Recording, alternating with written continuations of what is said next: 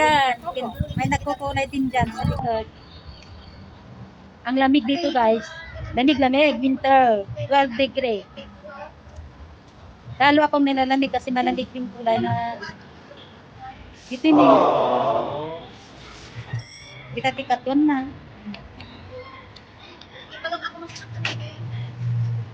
Eh. Happy day off! Prepare yan para sa Chinese New Year. Wala naman akong didisguise. Kailangan ba naka-reputed? Oo.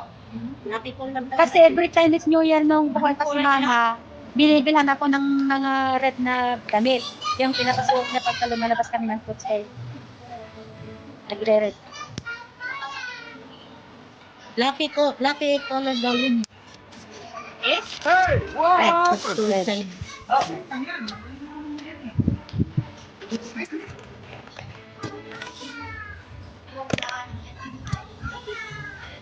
Yanin ang uban. Ay, katikis sa ko ah.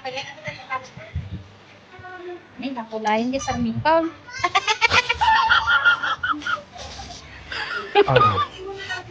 Ang aking beautician. Yan. Dalawang beautician po. Sana all.